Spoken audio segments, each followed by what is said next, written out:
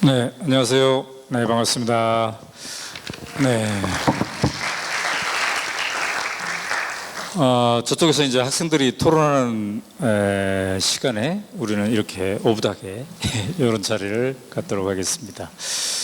그동안 제 강의를 들어보신 분도 계실 거고 또 이제 안 들어본 분도 계실 텐데요. 제가 얼굴 아시는 분도 좀 몇 분 계시는 것 같네요. 제 강의를 한 번이라도 들어보신 분 손 들어보실래요? 오, 거의 한 60% 되네. 강의 안 해도 되겠는데요? 네. 자, 오늘 예, 예,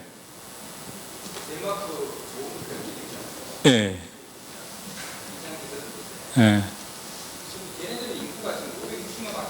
예, 예, 네.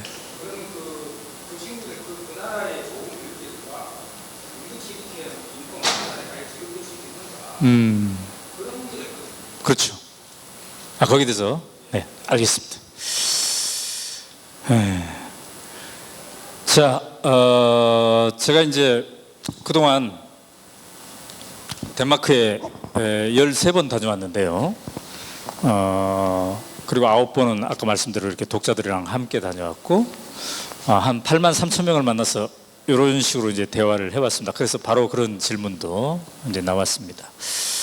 근데 제가 봤을 때는 오늘 쭉 얘기 이렇게 들어보니까 오늘 또 다시 확인되는 건데, 덴마크가 추구하는 가치와 우리가 추구하는 가치가 다르지 않다. 똑같다. 그러니까 뭐 자유, 아까 막 자유 얘기했죠. 평등 얘기하고 안정, 이웃, 환경, 신뢰 이런 게 다 똑같은 거예요. 그리고 우리가 혁신학교나 이런 데서 추진하면서 늘 하는 게 스스로 더불어 즐겁게 이런 거지 않겠습니까? 또 대한민국 헌법 10조에는 뭐라고 박아놨냐면 모든 국민은 존엄과 가치를 가지며 행복을 추구할 권리가 있다. 네. 그러니까 덴마크도 중요하다고 생각하고 우리도 중요하다고 생각하는 것을 어떻게 할 것인가, 이 문제인 것 같아요. 그러니까 이게 인구가 적고 크고 이 문제가 아니고 다 똑같아요. 추구하는 게. 근데 그들은 오늘 여러분들 이제 어떻게 느끼셨는지 모르겠어요. 그들은 제가 봤을 때는 그 추구하는 것을 상당히 문화화하고 있는 거고, 우리는 노력 중인 것이고, 이런 차이가 있지 않을까 이런 생각이 듭니다. 상당히 다르지 않느냐 두 나라는. 그래서 우리한테 적용하기 힘들다 이런 주장을 하니까 연세대학교의 양재진 교수라고 있는데요. 근데 내일 이 덴마크 학생들이 그 교수님 찾아갑니다. 양재진 교수가 뭐라고 그랬냐면, 아니다, 우리 할 수 있다. 우리는 덴마크를 따라할 수 있다. 왜냐하면 우리는 지난 70년 동안 미국을 따라 해봤기 때문에. 그러니까 미국하고 우리하고 다른 점을 열거하면 너무너무 다른 게 많다는 거예요. 그죠? 땅덩어리도 다르고 민족의 구성도 다르고 자원 문제도 다르고 엄청나게 다르죠. 그런데 그 다른 나라를 우리는 지난 70년 동안 잘 따라왔다는 거예요. 근데 미국하고 우리와의 다른 점과 비교하면 덴마크와 우리의 다른 점은 매우 적다. 오히려 공통점이 상당히 많다. 첫째, 단일 민족. 둘째, 완벽한 농경 사회를 기반으로 한 그런 거. 그다음에 자원이 없어요. 두 나라 다. 두 나라 다 수출 주도형 국가예요. 70% 이상이. 또 두 나라 다 4대 강국에 둘러싸여 있어요. 이런 여러 가지 점들을 봤을 때 우리 엄청나게 가깝다. 그래서 저는 이제 그런 생각이 들어요. 우리는 5,500만. 그럼 이렇게 한번 생각해보면 어떨까? 대한민국 전체로는 그렇게 인구가 많지만 지방자치단체 수준으로 보면 인구가 어때요? 300만, 400만, 500만 이렇게 되죠. 우리가 지금 이 정부 들어서 진정한 자치분권을 해보자 하는 게 공약사항이지 않습니까? 그럼 진정한 자치분권을 하고 그 조그만한 인구 단위의 사람들이 서로 경쟁적으로 누가 더 행복한 학교를 만드나, 이거를 한번 제대로 해보면 어떨까? 만약에 인구가 5천만이어서 안 된다면 지방자치단체 수준에서 한번 해보면 어떨까 이런 생각이 드는 거예요. 지금 서울만 이렇게 엄청난 인구 밀도가 높지 지방에 가면요 인구 밀도 높지 않아요. 자, 먼저 질문하셨기 때문에 제가 말씀을 드렸고요. 오늘 이제 한 40, 50분 동안 우리가 이런 식으로 얘기를 했으면 좋겠는데요. 딱 하나만 제가 선보여 드리겠습니다. 네, 요거. 이제 얘네들이 지금 고등학교 3학년이잖아요. 고등학교 3학년의 졸업식 풍경입니다. 그래서 이번에 우리가 6월 달에 덴마크에 갔을 때 이 장면을 엄청나게 많이 봤어요. 일주일 내내 막 코펜하겐 시내에 이 트럭이 왔다 갔다 하고 애들이 지금 맥주를 마시고 호루라기를 불고 막 댄스하고 있고 이러는 거예요. 그럼 얘네들이 누구냐? 얘네들이 3학년 졸업반 아이들이에요. 그러니까 일반 아이들이 다 여기 지금 타 있는 거예요. 일반이 만약에 25명이면 25명이 다 타 있는 거예요. 그러니까 첫째, 졸업식 날 모든 아이들이, 자기 반 아이들이 함께 춤출 수 있다는 것, 이게 매우 상징적인 거예요. 그러니까 우리는 일단 함께 못 모이죠. 왜 못 모입니까? 이미 재수학원은 시작되고 있기 때문에. 재수학원 선생님이 너는 뭐하러 가냐는 거야. 이미 재수학원이 시작돼 있어. 그리고 대학을 합격하냐 못하냐가 굉장히 중요하기 때문에 합격 못한 친구들은 되게 주눅 들어 있어, 졸업식 날. 근데 문제는 자기가 원하는 대학에 합격한 아이도 밝게 못 웃는다는 거. 왜 그래요? 자기 친구들은 떨어졌기 때문에 표정 관리를 같이 해줘야 돼. 이게 우리의 지금 현실이잖아요. 근데 여기는 다 춤출 수 있다는 거. 대학을 갔든 안 갔든. 근데 얘네들이 이 차를 몰고 어디로 가고 있느냐? 25명 모든 아이의 집을 방문하는 겁니다. 아침 10시부터 오후 늦게까지. 거의 뭐 밤 10시까지 가요. 시간이 많이 걸릴 거 아니에요. 25명의 집을 방문할 테니까. 그죠? 네. 그래서 이제 철수 집에 갔으면 보고하는 거예요. 우리는 지난 3년 동안 철수 때문에 행복했습니다. 이렇게 그 집 부모님한테 보고하는 거예요. 이 얼마나 아름다운 풍경입니까? 그죠? 그러니까 네가 있었기 때문에, 그대가 있었기 때문에 내가 지난 3년 동안 행복했다는 거예요. 우리 공동체가 있었기 때문에. 나는 이게 우리나라 고등학교 풍경하고 제일 큰 차이점이라고 봤어요. 매우 상징적인 차이점. 고3 때 자기 반 아이 모두가 함께 춤출 수 있다. 우리의 고3 교실은 10%만이 승자가 되죠. 나머지 90% 아이들이 주눅이 들어있는 그런 거잖아요. 그러면 이런 거는 어디서 나왔을까? 이 문화는 아까 이 친구들이 얘기한 것 중에 핵심 중에 하나가 뭐냐면 우리라는 거거든요. 우리. 그러니까 내가 행복하려면 우리가 행복해야 된다. 이 공동체. 대한민국도 지금 그 흐름으로 가고는 있습니다. 그래서 혁신학교가 많이 생기고 있죠. 근데 혁신학교 서울만 보면은 초등학교는 한 100개가 넘어요. 근데 중학교로 가면 이게 한 20개 돼. 고등학교로 가면 10개가 돼. 자, 이건 무슨 사인인가요? 초등학교 때만 스스로 더불어 즐겁게를 하고 중고등학교 때는 빡세게 해야 된다는 거예요. 그러니까 초등학교 때 배운 게 사회에 연결이 안 된다는 거예요.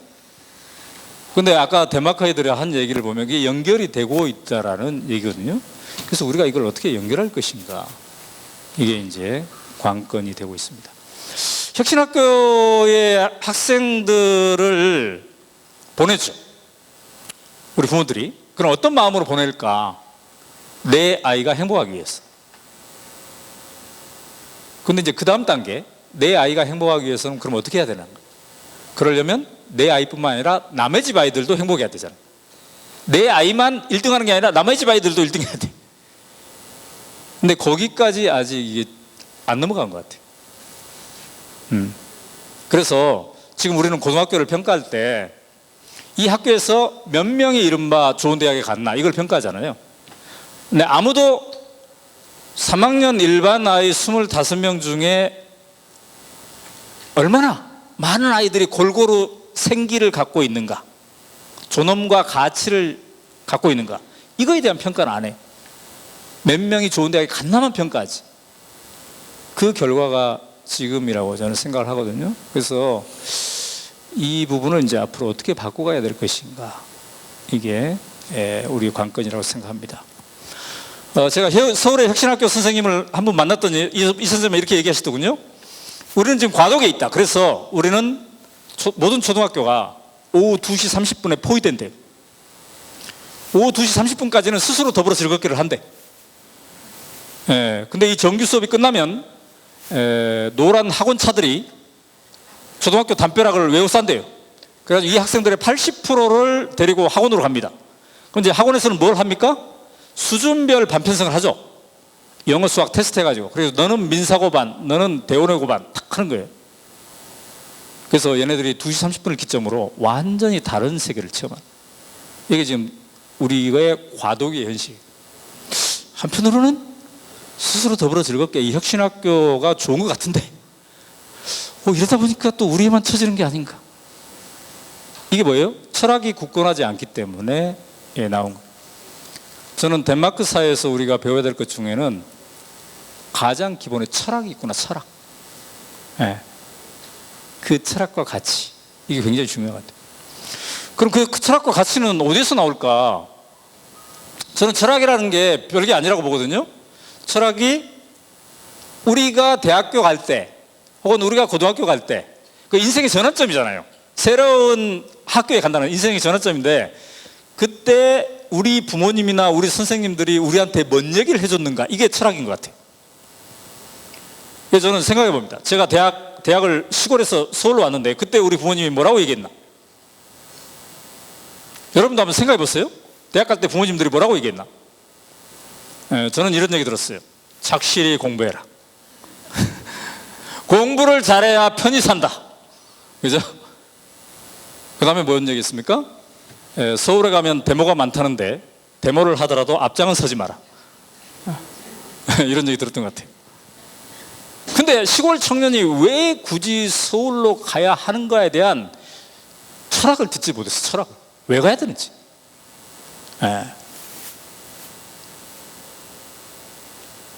그러다 보니까 서울 사람들에게 흡수통이 당하죠. 그러니까 내가 시골에서 누렸던 그 가치와, 그게 저는 스스로 더불어 즐겁기라고 생각하는데, 어린 시절에 내가 누렸던 가치가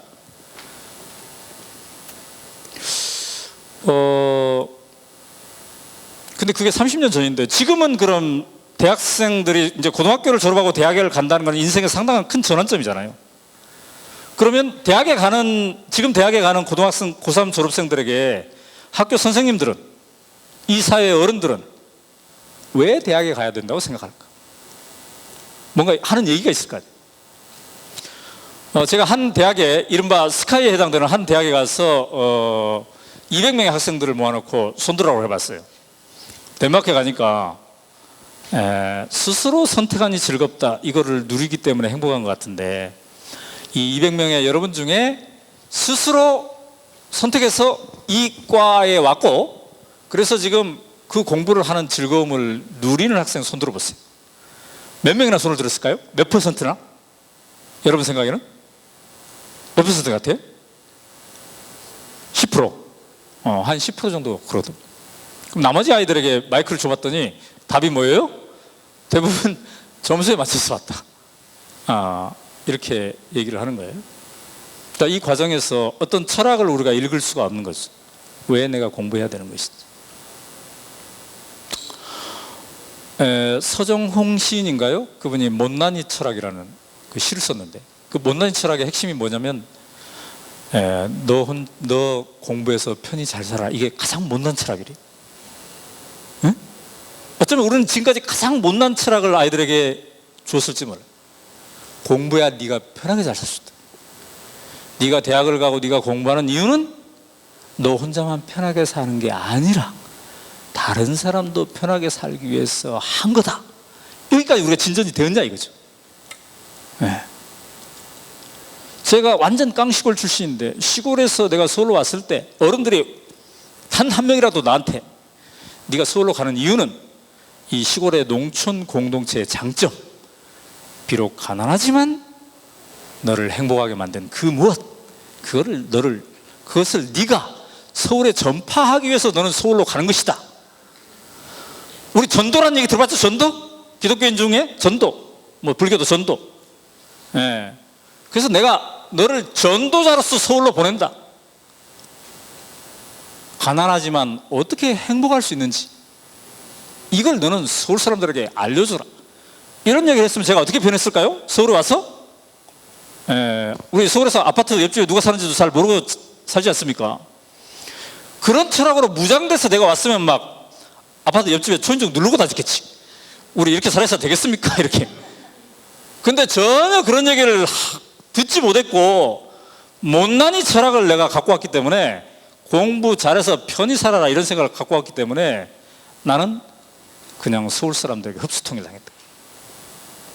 그런데 이제서야 아파트 공동체 만든다고 이렇게 하고 있지 않습니까? 우리 7, 80년대에 얼마나 많은 시골 사람들이 서울로 올라왔습니까? 그죠? 서울, 부산, 대구에, 대도시에. 이게 대도시가 지금 산업화의 상징이잖아요. 경제 성장의 상징. 경제 성장은 되었지만 왜 우리가 이렇게 불안초조 긴장에 계속 살고 있을까? 왜 우리는 우리를 잃어버렸을까? 이게 지금 한탄하고 있는 거잖아요. 근데 만약에 7, 80년대 그 시골 공동체를 체험한 사람들이 시골은 가난만 있는 게 아니라 이런 것도 있다. 우리의 소중한 가치가 있다. 이걸로 무장하고 왔으면 얼마나 좋았을까요? 지금 이제 인위적으로 아파트 공동체 만든다고 하고 있죠. 박원순 시장님이. 그래서 저는 오늘 이 덴마크의 행복교육의 미래를 말하다 해서 우리가 함께 하신 분들이 우리는 어떤 길로 걸어왔는가에 대한 근본적인 점검을 한번 해봤으면 좋겠다.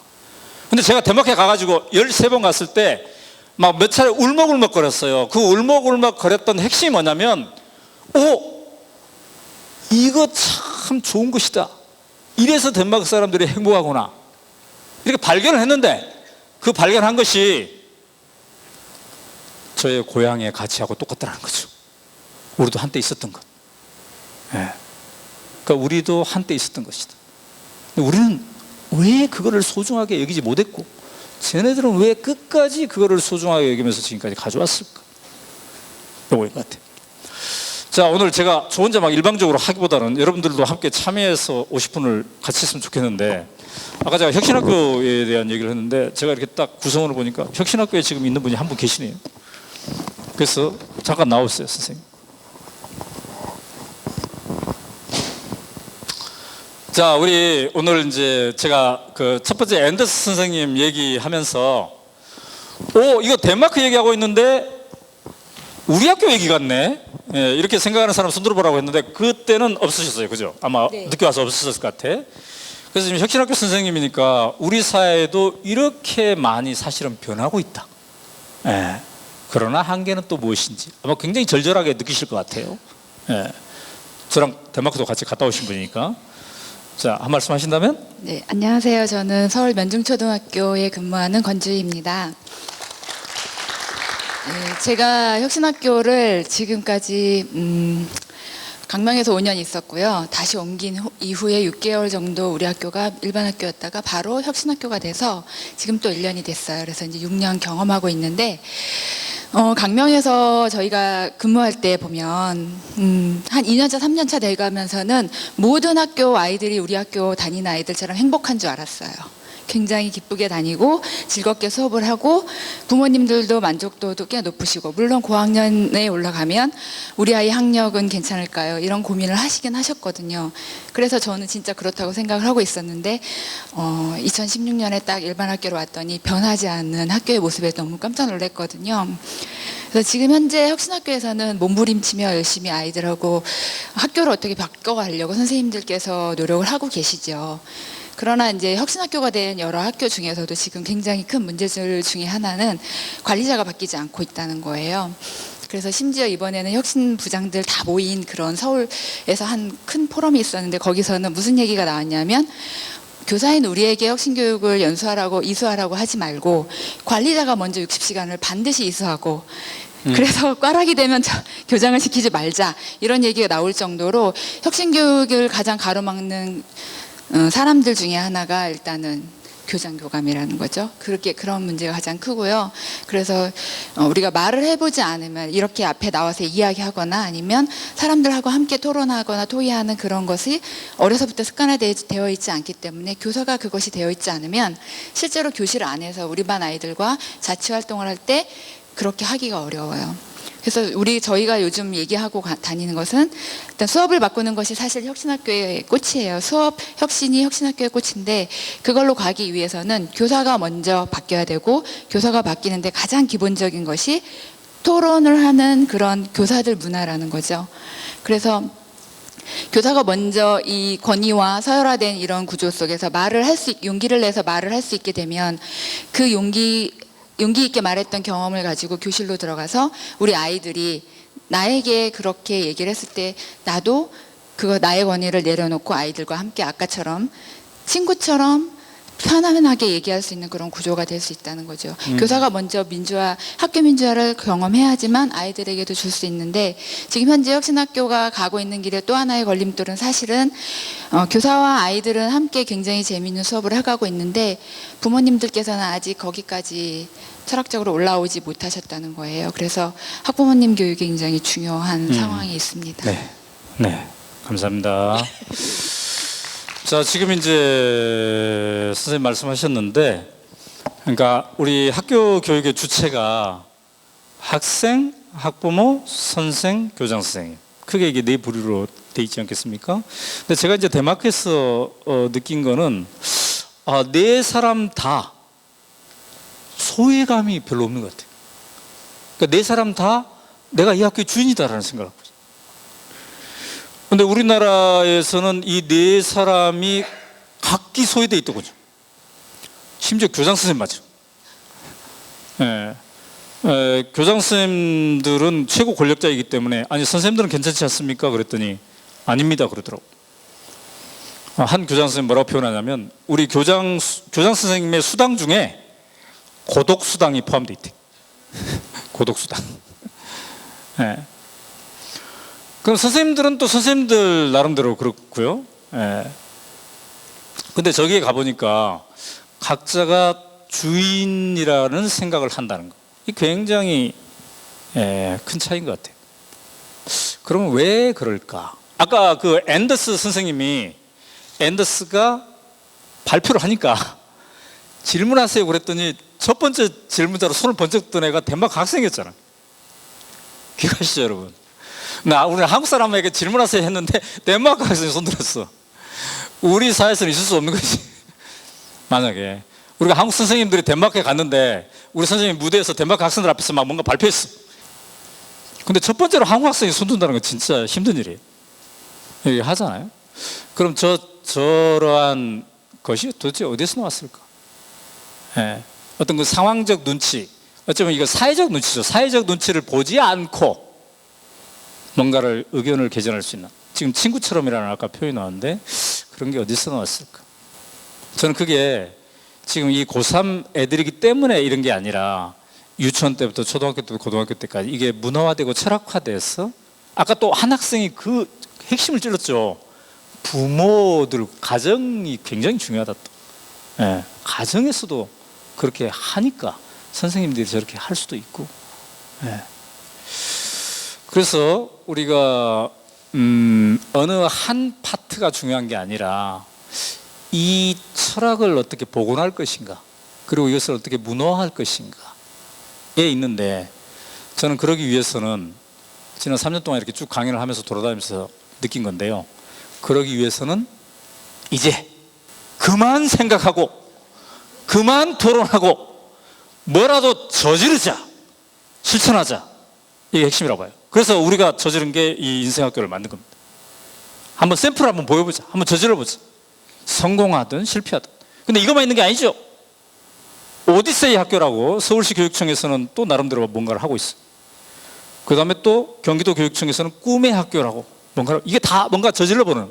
자, 이제 한번 새로운 시도를 한번 해보자는. 자, 선생님 손 들었어요. 일어서 해야 되나요? 아니면? 네, 안녕하세요. 선생님의 취향. 네. 있어서 이렇게 해도 돼. 아, 예. 저는 김종욱이라고 하고요. 7년 차 지금 디자이너고 전 미국에서 교육을 받았어요. 그래서 7살 때 부모님 따라서 2년 반 정도 LA에서 있었고 이제 한국에 돌아와서 초등학교, 중학교, 고등학교까지 졸업을 하고 대학을 또 미국으로 가게 됐는데 그래서 총 8년 동안 미국 생활을 했고요. 거기서 이제 직장을 다니다가 한국에 짧게 들어왔었는데 뭔가 기회가 돼서 12년도부터 계속 일을 하고 있고요. 네, 제품 디자이너라서 물건들 만들고 있고요. 너무 긴 얘기를 할 수는 없을 것 같고 저는 일단 덴마크가 굉장히 궁금해서 궁금한 포인트는 그 커뮤니티적인 가치였어요. 그래서 뭔가 수출은 많지만 수입하는 게 많이 없고 그 로컬 단위에서 의류, 식품, 뭐 산업체들이 많이 나오고 그거를 정말 최신의 품질이 아니래도 그 로컬 사람들이 지지해주고 그걸 소비해주고 그런 것들이 이제 미래의 도시의 모습이 아닐까 해서 직장에 얘기를 하고 한 3개월 정도 코펜하겐을 다녀오고 싶다 얘기를 했고 3개월까지는 받아들여지지 않아서 이제 3주를 갔다 왔는데 지지난주에 돌아왔어요. 네, 코펜하겐 갔는데 계획도 없이 한 친구 정도는 소개를 받았었는데 일단 가서 내가 너희 나라 궁금하다. 그런 희귀 라이프스타일은 어떻게 나오는 거고 너희들의 그런 디자인적인 가치나 그런 가족 중심적인 거는 어떻게 나오는 건지 많이 물어봤어요. 그래서 친구도 많이 사귀고 같이 밥도 해 먹고 뭐 직장도 놀러 가고 그러니까 관광이 목적이 아니었으니까 네 그런 식으로 이제 한국 사회가 얼마나 다른지도 많이 얘기해주고 K-팝에 대한 환상도 좀 깨주고 되게 값진 시간이 됐어요. 네. 포인트는 저는 어딜 가도 적응을 못했었어요. 더 많은 걸 바라고 제가 믿는 가치가 맞다고 믿었는데 그런 얘기를 해줘도 어떤 계급적으로 본다거나 그런 거는 불가능하다는 톤으로 항상 얘기를 해서 굉장히 외로웠어요, 평생. 근데 덴마크 가서 그게 일상이고 자연스러운 거라고 느꼈고 오히려 제가 지향하던 가치가 개인적으로 되게 위로를 많이 받았어요. 제가 틀린 게 아니었고 그래서 저는 네, 덴마크로 가기로 결정했습니다.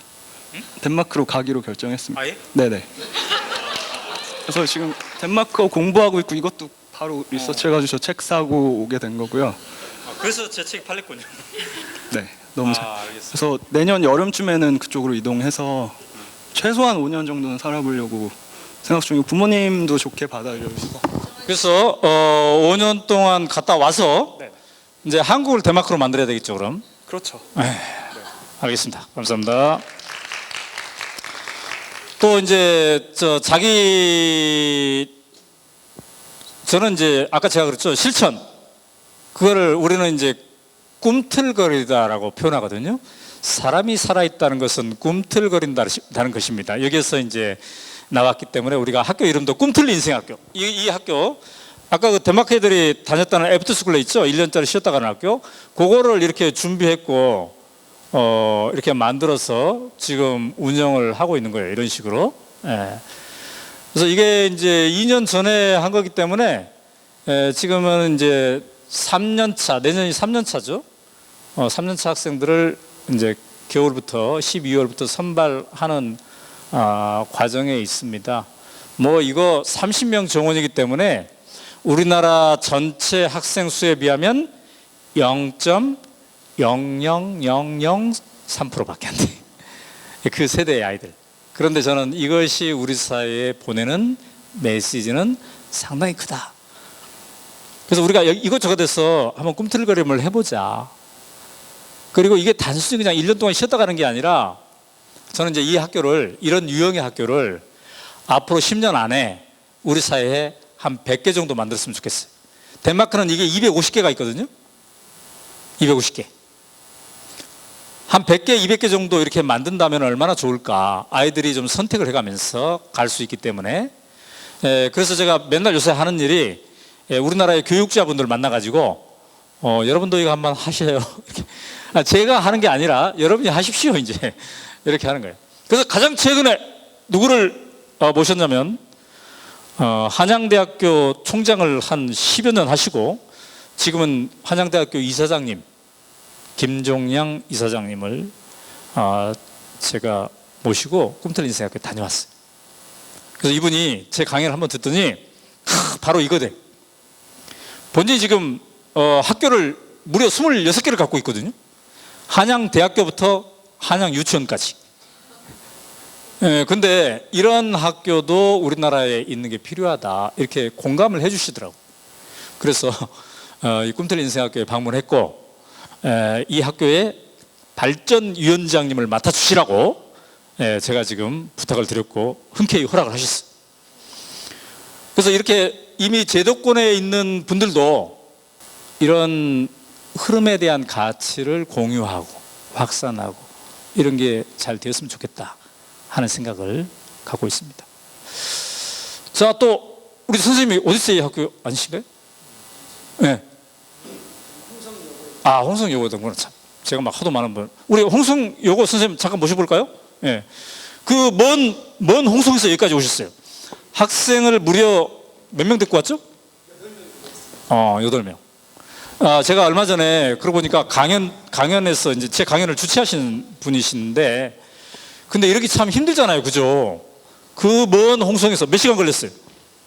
한 3시간 정도 걸렸습니다. 네. 그리고 그냥 여기 안 와도 될 텐데, 그죠? 선생님이 이것도 막 교장 선생님 설득하고 애들 안전 문제도 있고 이렇게 참 힘든잖아요. 교장 선생님은 뭐라고 말씀하시던가요? 흔쾌히 허락해 주셔가지고 예. 좋은 학교네. 제가 혁신학교거든요. 예. 이제 물론 제가 강연 때 이런 모임이 있다라고 말씀을 드렸지만 우리 애들을 좀 데리고 가봐야 되겠다 이런 마음까지 일게 된 거는 상당히 힘들 텐데 어떤 마음으로 그렇게 생각하셨습니까? 저는 이제 고등학교에 한 21년 차 근무하고 있는데요. 그동안 늘 인문계 고등학교에서 고3 학생들을 많이 지도를 하거나 대학 진학을 목전에 둔 학생들을 끊임없이 성적으로 진학을 시키는 일을 맡다가 이제는 좀 변하는 학교가 좀 돼야겠다라고 해서 저희 선생님들 몇 분이 힘을 합쳐서 네. 지금 혁신학교 2년 차를 운영하고 있습니다. 근데 좀 어려운 점이 있어요. 아까 우리 초등학교 선생님께서는 선생님들의 마인드 이런 말씀하셨는데 저도 이제 거기에 이제 동조를 하지만 또 이제 고등학교에서는 입시 제도하고 이 혁신 교육이 끊임없이 좀 상충을 하고 있습니다. 그래서 이게 좋은 생각을 가지고 있는 분도 계시지만 실제로 고2, 고3에 가게 되면 당장 급한 게 그거기 때문에 이걸 좀 실천을 많이 못 하시고 그러거든요. 저는 마음속으로 어떤 생각을 가지고 있냐면 우리가 이제 소통과 나눔, 협력과 배려 이런 가치들을 굉장히 지향을 하는데 우리가 당장에 A를 B로 바꿀 수 없다면 A가 A 다시가 되게끔 아이들의 어떤 철학이라든지 가치관을 심어주는 교육을 내가 좀 일선에서 하는 것이 참 좋겠다. 그리고 실제로 이제 지금 저희가 데리고 온 학생들이 고등학교 2학년인데요. 이 아이들이 그냥 빠르게 성장하고 있고 생각이 굉장히 커지고 있기 때문에 이때 이 아이들에게 더불어 살아가는 것의 소중함이라든지 내가 사회에 나갔을 때 어떤 존재로 살아야 할 것인가 이런 것들을 끊임없이 이야기하고 강조하고 이런 일을 좀 해야 되겠다 싶어가지고 오늘 뭐 이 자리까지 오게 된 것 같습니다. 자, 아이들에게 오늘 여기 서울에 가자고 그랬더니 온 8명 학생들은 어떤 반응이었습니까? 실은 아이들이 16명을 신청했는데요. 16명을 다 데리고 올 수가 없어가지고 제가 애들을 설득했습니다. 얘들아, 오늘 시험 보는 날인데 오늘 모의고사 보는 날이거든요. 시험 볼 사람은 안 가도 된단다. 내가 너무 많이 데리고 가기가 힘들다 그래서 정예로 8명만 선발해서 데려왔습니다. 사비는 누가 낸 거예요? 각자 계산하고 왔습니다. 네. 혹시 이 선생님한테 뭐 질문할 거 있나요? 현장 고등학교 선생님. 네. 예.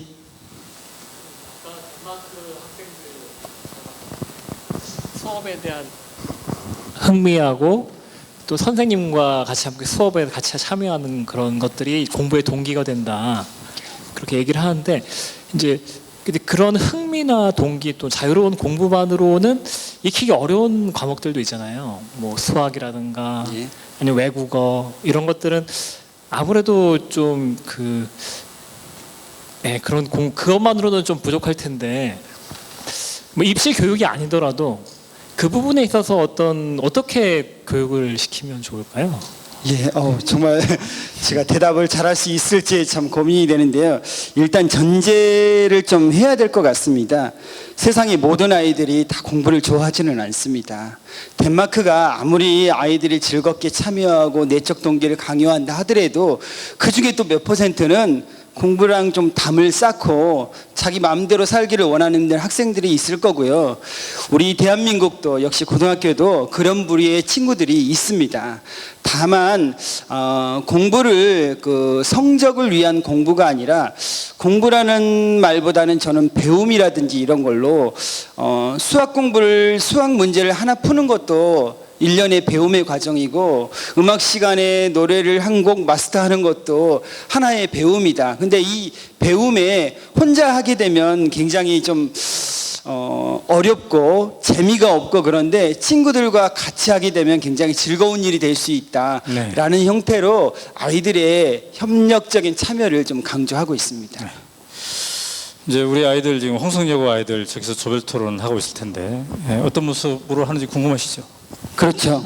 여기 안 앉아 있어도 되시니까 예. 가서 관람도 좀 하고 계시고 예. 그래도 좋을 것 같습니다. 질문? 별로 없잖아요. 그러니까 지금 혁신학교가 초등학교에서 아까도 말씀하셨지만 대표님도 초등학교는 많고 중학교 점점 작아져서 고등학교는 굉장히 작은데 지금 그 중에 한 학교로 운영을 하고 계시잖아요. 혁신 고등학교에서의 특징이 어떤지랑 그리고 가장 힘든 점이 어떤 것인지 좀 궁금합니다. 예, 제가 이제 아까도 좀 말씀을 드렸는데요.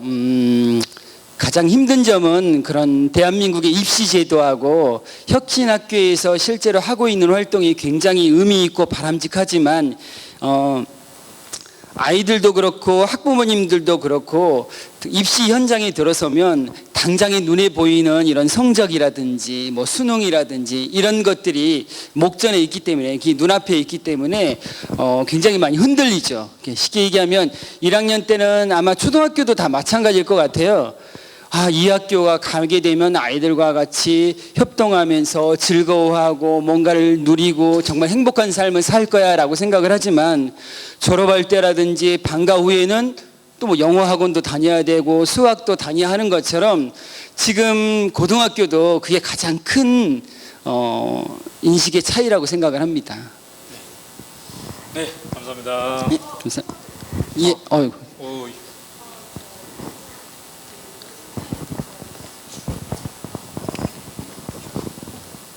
예.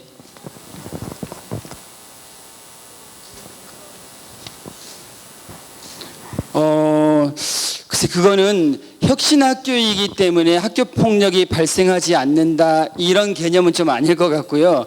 그 학교의 유형이 어떻게 되느냐에 따라서 좀 다른 것 같아요. 저희는 아직 그 선발에 의해서 아이들이 뽑거든요. 홍성 지역에서 공부를 아주 못하지는 않아요. 그리고 여고이기 때문에 좀 다른 학교와 다르게 학교 폭력은 거의 없습니다. 우연히 어떤 아이를 괴롭혀서 밝혀진다 그러면 한 10년 만에 한 번 그런 사건이 벌어졌다 할 정도로 그쪽하고는 좀 관련이 없고요. 또 아이들이 서로 협력하는 교육을 많이 시키다 보니까 자연스럽게 친구들을 좀 배려하게 되고 그런 가치를 굉장히 중요시 여기는 것 같아요. 제가 강조하는 것들이 나랑 생각이 다른 친구들이 굉장히 많잖아요. 그런데 자기의 잣대로 그 친구를 바라보지 말고 늘 다르다. 그렇기 때문에 있는 그대로 인정하면서 함께하는 것이다. 이런 가치를 심어주려고 노력을 하기 때문에 아무래도 좀 자연스럽게 그런 부분은 좀 없지 않나 이런 생각이 듭니다. 저희가 550명입니다. 한 학년에는 180명이고요. 예. 네, 감사합니다. 감사합니다. 자, 아까 선생님 손 드셨죠? 네, 나와 보십시오. 자, 하시고 싶은 말씀 한 2, 3분. 저는 대구에서 왔습니다. 지금 초등에 한 30년 근무하고 원래 학습연구년제 교사로 교육연구정보원에 파견되어서 8월 말부터 9월 초까지 북유럽 연수를 다녀왔습니다. 다녀온 학교는 덴마크의 3개 학교 초중고를 애프터 스콜레를 포함한 학교를 다녀왔고 핀란드의 2개 학교, 초등학교와 중고등 통합학교, 그리고 스웨덴의 콩솔맨이라고 인문계에서 우리나라로 말하면 명문 고등학교를 다녀왔는데 이 6개 학교에서 굉장히 충격적인 사건 저희들이 받아들이기는 조금 전에 여기 애들 우리 꿈틀리 학교의 애들 표정 보셨죠? 그렇게 환하게 웃고 있더라는 거죠. 그래서 저도 초등학교 담임을 오래 하고 했지만 교실에 가면 초등이 조금 밝고 중고등학교가 좀 덜 하더라고요. 그리고 자고 있는 애들도 많다고 들었습니다. 초등은 자고 있는 애들이 별로 없어요. 근데 그 학교에 뭐 우리가 간다고 해서 특별히 수업을 준비하고 하지 않았는데 학생 수도 한 25명 정도 내외였어요. 그러니까 별로 적지도 않았는데 전부 집중해서 수업을 하더란 거죠. 아까 이제 외국어 교육을 말씀하셨는데 스웨덴에 가니까 이제 영어 교육을 하더라고요. 따로 하는데 초등학교처럼 이렇게 활동 중심의 수업을 하고 있었어요. 그래서 전체적으로 쭉 저희들이 연수단에서 이렇게 협의회를 하고 하는 결과 위에서부터 바뀌지 않으면 우리나라 교육이 안 바뀌겠다. 그러면 우리가 연수단에 온 목적이 뭐고, 그러면 우리 이렇게 받는 교사들이 그 미력 하나마 가서 직접 1대1 대면하는 우리 아이들에게 우선 빨리 하려면 그런 마인드로 접근해야 되겠다. 철학을 가지고. 그래서 직접 가서 보고 오늘 또 강의를 들으니까 더 마음에 와닿고 하여튼 충격이고 우리 교육이 저렇게 가야겠다는 그런 명제를 안고 돌아왔습니다. 이상입니다. 네, 감사합니다. 네. 지금 이제 우리가 그 정보화 시대, 세계화 시대이기 때문에 여러 나라의 교육 현상에 대해서 상당히 심층적으로 이제 접촉을 하고 또 그걸 우리 사회에 적용하고 이런 흐름이 있는 것 같습니다. 제가 덴마크를 왜 계속 가냐면요, 재미가 있기 때문에 갑니다. 어떤 재미가 있기 때문에 가냐면 갈 때마다 가슴 설레이는 사람을 함께 가지 않습니까? 예. 그래서 새로운 것들을 막 접하는 재미가 있는데 또 어떤 재미냐면 그들이 우리한테 너희는 그래서 뭐 하고 있냐고 물어보면 할 말이 있다는 거. 예? 첫 번째 해, 지금 3년째잖아요. 첫 번째 해는 우리 꿈틀리 인생학교 같은 거 한번 만들어 볼 거예요 라고 우리의 꿈을 얘기했고, 두 번째에 가서는 첫 해 모집했는데 다행히 30명 정원이 다 찼어요 라고 얘기했고, 세 번째에서는 우리 이제 두 번째 입학생을 받고 있습니다. 그런데 이 학교에 방문자들이 많이 생기고 우리의 꿈은 앞으로 10년 안에 이런 학교를 100개를 만드는 것인데 지금 광주와 부산과 어디에서 준비단이 꾸려지고 있습니다. 이런 얘기를 얘기하는 재미가 있단 말이죠. 그래서 우리가 이제 배우는 거, 이건 뭐 숱하게 배워왔던 것 같아요. 그럼 각자 우리 지역에서, 우리 학교에서, 우리 교회에서, 우리 동네에서 어떻게 그거를 실천할 것인가. 예, 그걸 실천으로 옮기고 서로 실패한다 하더라도 다른 사람의 시도에 도움이 되겠죠. 예, 그런 마음으로 이 꿈틀꿈틀거림을 확산시켜가는 그런 흐름이 형성되었으면 좋겠습니다. 자, 우리가 이제 시간이 얼마 남지 않는데 두 분이 손 드셨습니다. 네, 먼저 하시고 그 다음에 발언하시겠습니다. 질문이에요. 네. 지금 저 학교가 꾸민 것처럼 이렇게 말씀을 하시는데 일반 학교 그리고 혁신 학교 그리고 이 학교의 어떤 점이 그렇게 차별화돼 있는지 저는 저 학교에 대해서 모르기 때문에 그런 걸 하시면서 이 학교가 이래서 이런 부분이 좋다 이런 부분이 좋아지고 있고 이게 꿈이어서 네네. 한다 그런 게 네. 지금 빠져 있어요. 네, 맞습니다. 네, 그래서 그 이야기를 듣고 싶어요. 네, 아까 제 강의를 한번 들은 분이 한 70%가 됐기 때문에 제가 이제 죄송합니다. 그걸 생략을 해버렸네요. 우리가 수학여행 2박 3일 가죠. 네. 근데 이런 학교의 모토는 수학여행이 1년이다. 이런 정신으로 가는 겁니다. 그래서 중 3학년을 졸업하면 바로 고등학교 가지 않고 아까 그 덴마크 아이들도 갭이 있다고 그랬죠. 그런 것처럼 1년 동안 내 인생을 설계하는 학교로 가는 거예요. 그래서 여기 모토가 스스로 더불어 즐겁게도 있지만 세 가지의 괜찮아. 첫째, 1년 동안 쉬었다가도 괜찮아. 두 번째, 다른 길로 가도 괜찮아. 세 번째, 지금 잘하지 않아도 괜찮아. 이 세 가지를 가지고 1년 동안 해보는 겁니다. 그런 학교를 강화도에 3년 전에 오픈을 했고 지금 그게 이제 운영이 되고 있는데 이 철학하고 아까 그 덴마크 학생들의 행복 교육 철학하고 이제 연장선상에 그러니까 애프터스쿨인 거죠? 그렇죠. 애프터스쿨이에요.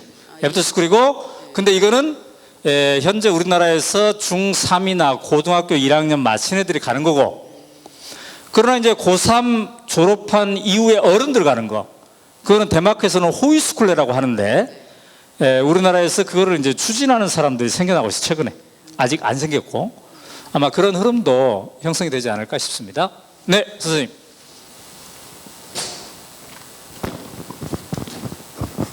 네, 저는 꿈에서 기독교 혁신학교 교장이고 제가 수업은 역사를 담당하고 있습니다. 우선 우리 오연호 대표님 존경하고 찬사를 먼저 좀 보내고 싶은 이 기회를 가지고 싶어서 일부러 제가 왔어요. 뭐 책도 보고 강연도 들었지만은 정말 우리 한국교회 현실에 딱 필요한 일을 하고 계시니까 정말 좀 더 열심히 하셨으면 하는 바람을 가지고 와서 오늘 많이 배웠습니다.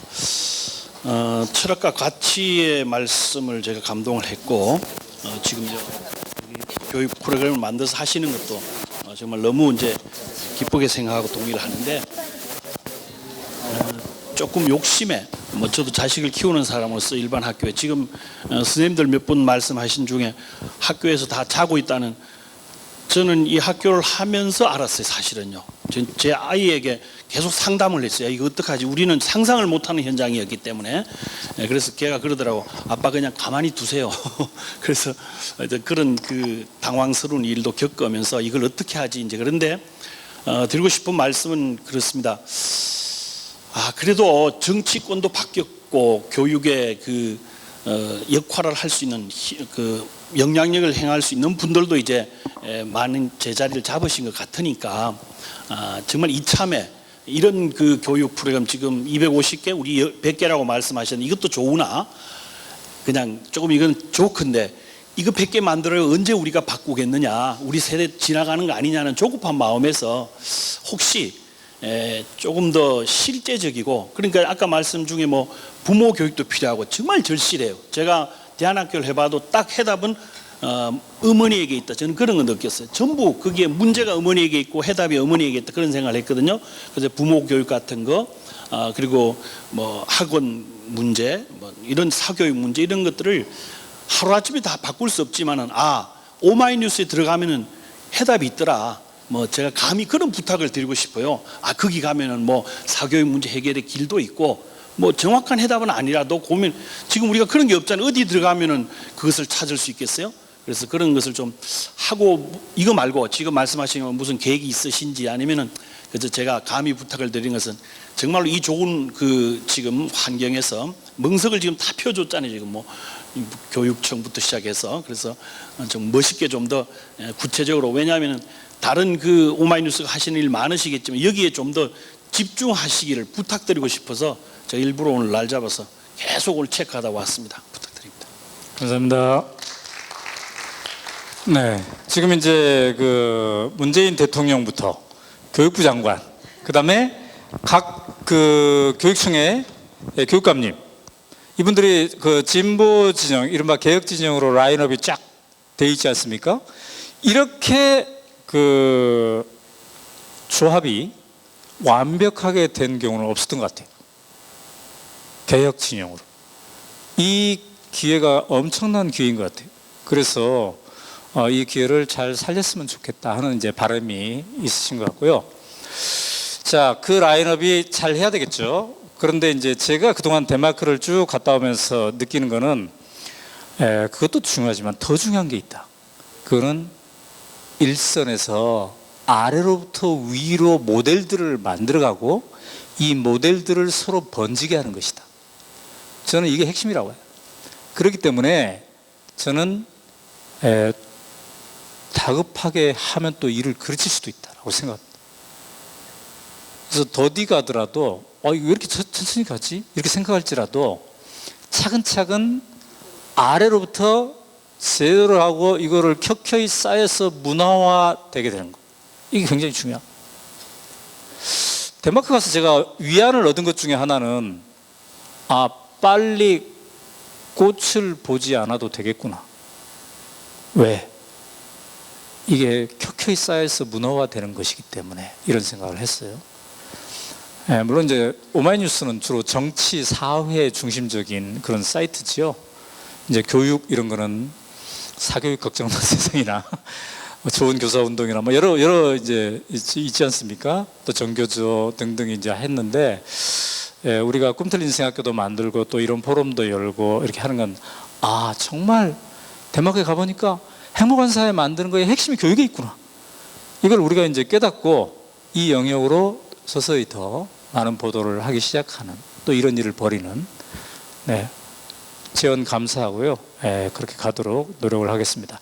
근데 이제 시간이 다 되어서 우리가 저쪽 팀을 곧 맞이해야 될 것 같습니다. 그리고 여러분 여기 오셨지만 저쪽 팀 어떻게 하는지 살짝 구경도 해보고 싶은 마음이 살짝 들죠?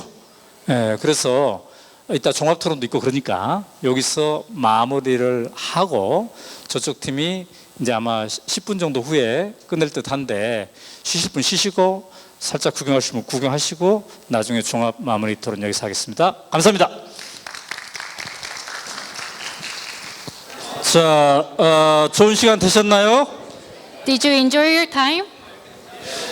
네, 지금 이제 우리가 20분 남았습니다. 20분 동안 조별 토론에서 자기가 생각한 것을 한번 함께 나누는 그런 시간을 가져보도록 하겠습니다. Now we have about 20 minutes left, and during these last minutes, we will talk about like what kind of ideas we had during the discussion. 오케이. 자, 그래서 제일 먼저 네 명 하신 분에게 이 선물을 드리겠습니다. And the first 4 students who raised your hand and give your opinion will get this book. 자, 누구? 네, 저요. 자, 나와보세요. 저쪽으로 가서 제가 마이크를 드릴까요? 네. 자, 이번 조별 토론에서 어떤 생각을 가졌는지. So please tell us what you thought, your thoughts during the group discussion. 크네. 제가 토론을 하면서 되게 말을 많이 한 건 아닌데요. 생각을 되게 많이 해봤어요. 과연 이게 정말 교육적으로 우리가 많이 움직여야 하는 건가? 근데 저희는 충분히 보이지 않는 곳에서 되게 교육적으로 힘을 많이 쏟고 있다고 생각을 해요. 교육 내용적으로는. 근데 과연 이 교육 내용적으로 행복하게 우리가 교육을 받을 수 있도록 하지만 만약에 이게 복지 쪽으로 그리고 우리가 이렇게 공부를 열심히 하지 않아도 그리고 우리의 인생을 찾아서 공부를 하려고 해도 사회에서 그거를 인정을 해주지 않으면 절대 그게 저희의 불안감은 사라질 수가 없거든요. 그래서 학생의 불안감이 사라지기 위해서는 오히려 이제 뭐 줄 세우기 뭐 이렇게 해서 또 성과주의적인 그런 생각 그런 것들 그리고 이제 우리가 여기 덴마크에서는 높은 세금을 냄에도 불구하고 그 높은 세금이 다시 우리에게로 돌아올 거라는 충분한 믿음이 있어요. 근데 우리나라는 그렇지 않잖아요. 그래서 저는 그런 일단 되게 교육적으로는 우리가 충분히 지금 많이 노력하고 있으니까 이제는 좀 더 사회적으로 노력해야 되지 않을까라는 생각을 해봤어요.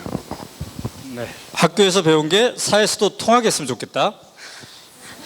통해 주세요. So his speech was really long, but the main point of his opinion was that Korea has been working on making its education really like top notch. But now he hopes that the government put more effort on making their students like happier, on like improving their school environment. 네. 자, 그다음에 이 학생, 두 번째 학생에게 책을 드리도록 하겠습니다. 두 번째 학생은 앞에 나와 있기 때문에 약간 이쪽으로 나와 볼래요? 괜찮다면? 네, 괜찮다면. 자, 토론에서 무엇을 느끼셨는지. 이 자리에 있기 전엔 저는 제가 덴마크 교육이 항상 좋다고만 생각했고 우리나라의 교육도 덴마크 교육처럼 됐으면 좋겠다는 생각 항상 좀 하고 있었어요. 그리고 우리나라의 교육이 항상 뭔가 좀 잘못됐다라고만 생각을 했었는데 같이 의견을 나눠보고 서로 대화를 하다 보니까 우리나라 교육에도 분명히 장점과 단점이 있고 덴마크 교육에도 분명히 장점과 단점이 있기 때문에 이런 점들이 상호 보완적으로 이루어진다면 훨씬 더 발전된 교육을 이룰 수 있다고 생각을 했고 그런 의미에서 이번 장은 저에게 정말 큰 기쁨, 정말 좋았다고 생각합니다. 감사합니다. So before I participated in this forum, I always thought that there was something wrong with Korean education, and I always kind of hoped that our education could be something like Danish education.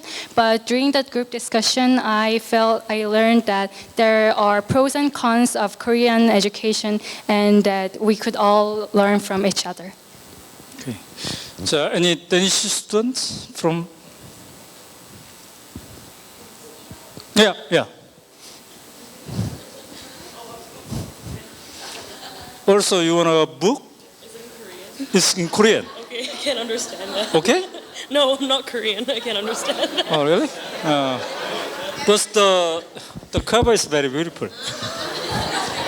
And there's many photos. Okay, I'll take it. Okay, thank you. Hello? Oh, okay. I think one of the big points that was made in our group was self-esteem, confidence levels. Like we learned a lot about having an opinion and we learned that Danish students are more likely to have an opinion and bring up a discussion rather than a Korean student in a class would. And so that was kind of interesting for us, like for me to know at least. 제가 이제 그룹 디스커션을 하면서 가장 느꼈던 거는 자존감 문제 아니면 자신감 문제였는데요. 이제 좀 한국 학생들이 덴마크 학생들보다는 수업에서 하는 토론 같은 거에서라든지 좀 덜 참여하는 경향이 있다는 걸 배운 게 좀 인상 깊었습니다. 또 다른 사람? 네. 아까 발표한 학생인가? 네, 그럼 다른 사람한테 기회를. 네, 여기. 여보세요? 상암고? 네. 자기소개하시고. 안녕하세요. 저 상암고 재학 중인 1학년 김태현이라고 하고요. 혹시 한마디씩 통역이 가능할까요? 네. 다름이 아니라 이번 토론에 대해서 하면서 느낀 점이 엄청나게 많았는데요. I had lots and lots of things that I learned through this forum. 토론을 하는 도중에 이제 우리나라에도 좋은 점이 있다고 나름 생각을 했고 서로 비교를 하면서 많이 비슷한 점이 있고 다른 점도 있을 거라고 생각을 했는데 So before I thought that there would be similarities and differences between the Danish and Korean education. 덴마크하고 우리나라의 이제 교육이라든지 정치라든지 여러 가지 사회적인 부분에서 비교를 하다 보니까 좀 많이 슬픈 부분이 있었어요. And while comparing the culture and education between Denmark and Korea, I kind of felt sad.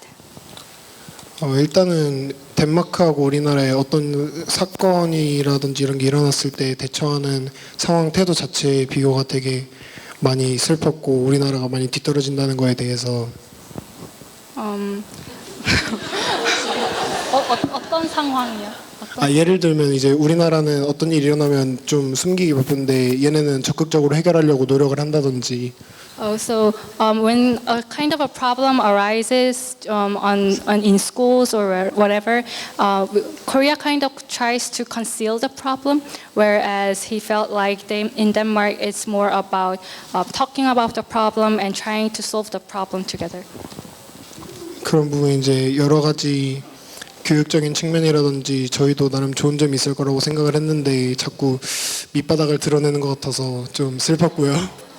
And before I participated in the discussion, I kind of expected Korea's education to have some kind of an advantage, but as I talked more and more, I felt like there was none.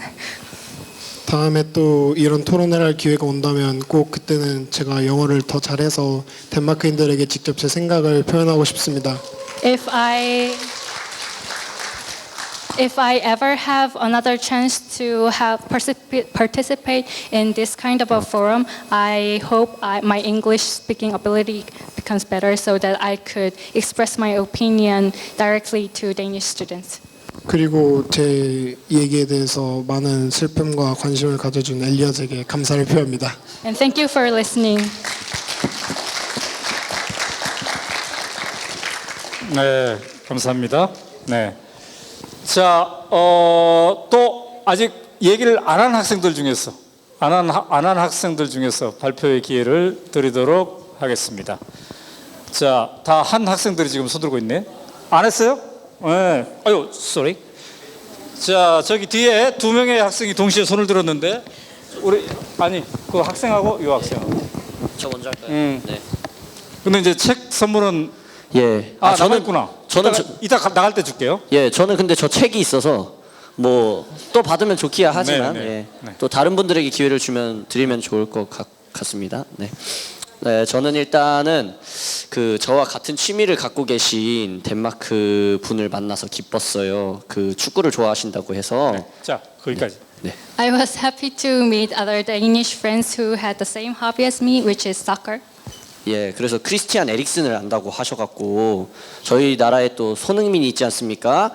그래서 같은 토트넘 하스퍼라는 그 팀에서 같이 뛰고 있는 동료인데 그래서 저희는 We are already friends 이렇게 말했죠. 네, 그걸 해석해 주시겠어요? 이 사실이 굉장히 기뻤거든요, 저는. 네. 에릭슨이라는 네, 크리스티안 에릭슨이라는 축구 선수와 손흥민이 같은 팀이에요. So Christian Eriksen yeah. is in the same team with Son. 토트넘 허스퍼라는 팀에 있습니다. Is in Tottenham. 예. Something, and in that team there is also a member called Son Heung-min, who is Korean, and so he thinks that we are all friends already. Yeah. Because the two members are. 네, 그 다음에 저는 일단 그 교육에 대해서 이제 인상 깊었던 거는 그 이제 어떤 방법이로든 시스템이나 어떤 그 어쨌든 그런 그 제도를 통해서가 아니라 그 한 사람과 한 사람의 그 관계를 통해서 어쨌든 그 변화를 만들 수 있다는 것이 어쨌든 좀 인상 깊었습니다.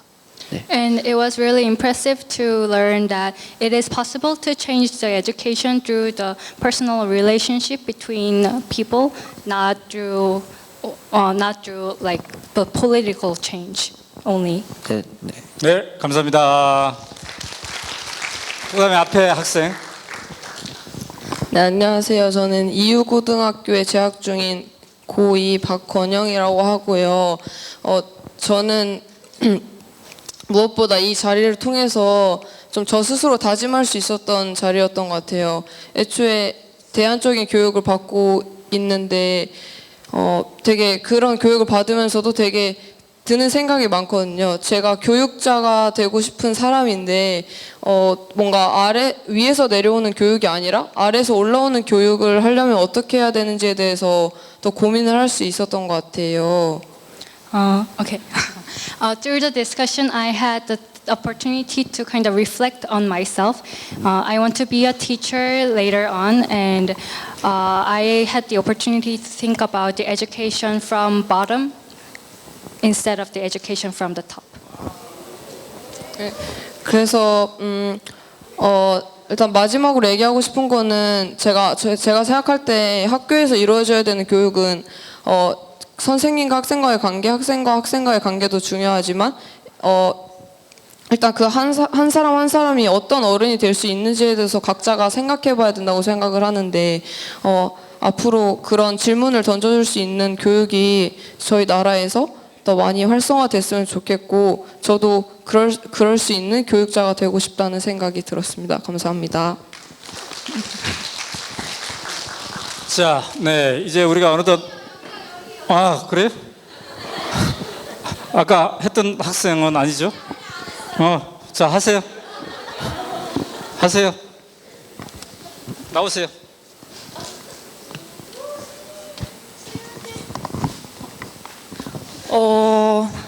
사실 제가 덴마크에 대해 많은 관심이 있어서 덴마크에 관한 책들을 많이 읽어보기도 하고 동영상도 많이 시청을 했습니다. Actually, I'm really interested in Denmark, so I read books about Denmark and I watched videos about Denmark on YouTube and stuff. 덴마크 교육은 굉장히 인상 깊은 점들도 굉장히 많지만 그것이 바로 우리나라 제도에 도입될 시에는 부작용이 생길 수 있다고 생각을 합니다. I think there are many impressive things about Danish education, but when those things are applied to Korea, I think that there might be some side effects. 그러기에 우리나라에 맞춰서 그들과 그러니까 덴마크와 한국은 굉장히 다른 역사와 굉장히 다른 가치관과 세계관을 지녔기 때문에 우리나라 제도에 맞게 덴마크의 좋은 점을 반영을 해야 된다고 생각을 합니다. Because Denmark and Korea are so different, we have so different history and culture that I think that the Danish kind of system, educational system, should be tailored to fit the Korean system when it is imported. 지금까지 많은 사람들께서는 우리나라 제도가 반드시 개선이 돼야 된다고 입장을 표해 주셨는데요. Some of the students said that the Korea's educational system must change for the better. 하지만 우리나라 교육 제도에 문제가 많긴 하지만 우리나라 교육 제도가 지닌 특성, 예를 들어 공부에 굉장히 열정적인 그런 모습을 보이는 면은 우리 사회를 굉장히 강하게 만든다고 저는 생각을 합니다. However, some of the characteristics of Korea's education, for example, the emphasis and passion for the learning, is kind of one of the motivation that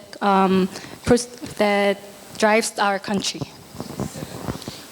그러기에 덴마크의 좋은 면들을 절충하고 우리나라 교육 제도가 지닌 특색을 결합해서 그렇게 사회를 운영해 나간다면 우리나라가 더 좋은 나라로 발전할 수 있지 않을까 생각을 합니다. 그런 의미에 이렇게 마무리하고 싶습니다. So I think that if we integrate the good things about the Korean education with the good things about the Danish education, it will be the best. Thank you. 진짜요? 네, 땡큐. 자, 이제 마지막으로 아까 그 프레젠테이션을 했던 앤더스랑 조나단, 에블릿, and so please.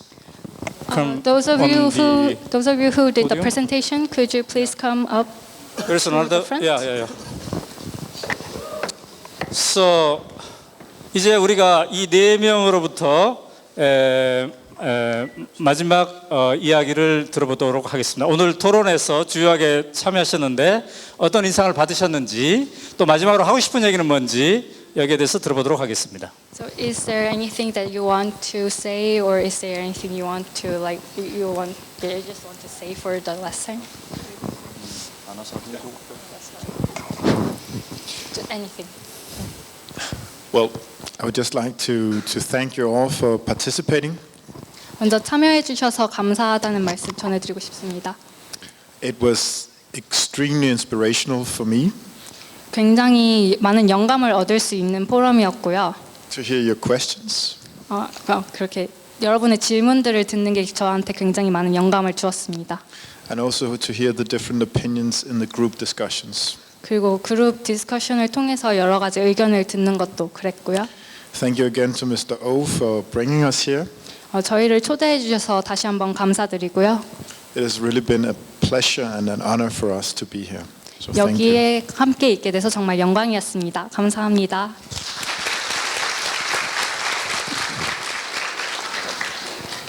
We just like to say thank you, right? Yeah. 그냥 감사하다고 합니다.